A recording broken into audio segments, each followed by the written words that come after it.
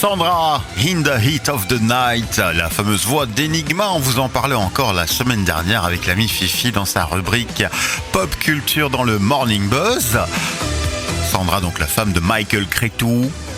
Ça vous dit rien? Non, Michael Cretu, c'est le producteur et la personne qui se retrouve derrière ce beau projet qui est Enigma. Bon, trêve de bavardage et pourtant on va pouvoir parler avec notre ami Sylvain. Bonjour Sylvain. Salut Ben.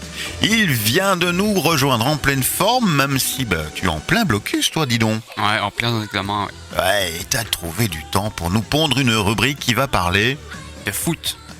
Non. Si. C'est étonnant, ouais. Qu'est-ce qui se passe dans les prochains jours? Je sais pas, je pense qu'il y a deux pélos sur un terrain de foot qui vont faire des trucs. Bon, écoute, on va voir un peu quelle est ta vision de la chose. Bon allez, aujourd'hui je sors un peu de ma grotte pour une rubrique sur le premier sujet qui passe sous mes yeux. Bon, un joueur de foot sur ma canette de coca, je vais être obligé de parler de sport. Je pense que c'est un peu dur d'y couper, les opérations marketing sont un peu massives. Surtout pour le foot en fait. Déjà qu'en temps normal ça occupe 75% des infos sportives, là on pourrait presque dire qu'ils abusent un peu. Presque. J'avoue que le foot c'est un phénomène qui m'échappe un peu. Déjà parce que je trouve pas que c'est un sport méga intéressant par rapport à d'autres sports d'équipe. Et puis aussi parce que j'aime faire l'emmerdeur qui vient casser une conversation en disant moi j'aime pas le foot de toute façon alors je m'en fous.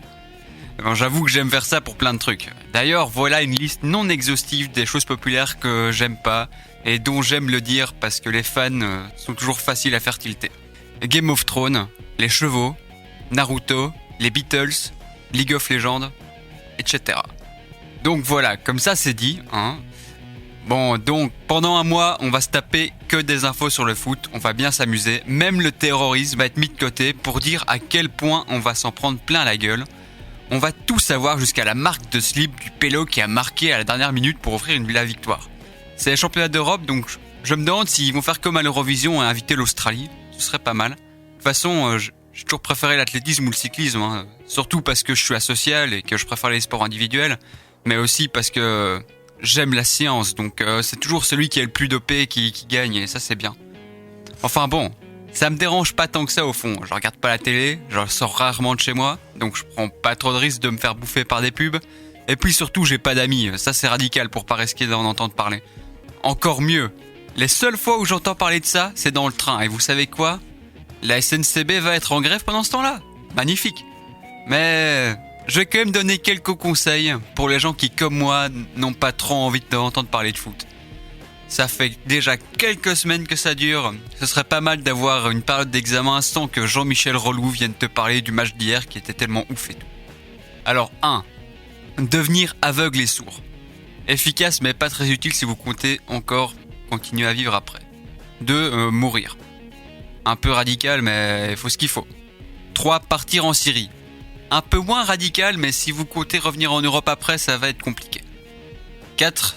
Tuer les gens dès qu'ils veulent te parler, c'est viable si t'as pas peur de te retrouver seul. 5. Vivre dans un bunker avec 20 kilos de cassonade. Simple. 6. Porter un t-shirt avec une croix gammée.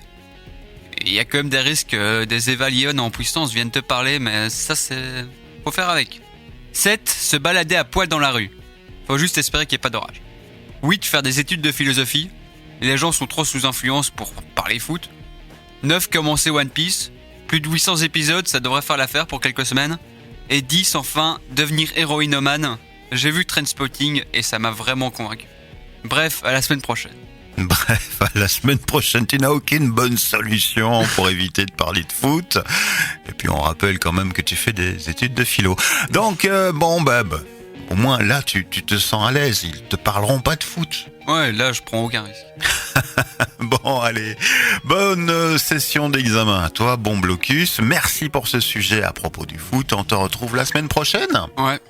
La suite, c'est la musique dans quelques instants avec Luce, L'été noir ou bien encore Supertramp, Dreamer, juste après ceci. La musique revient. La musique revient.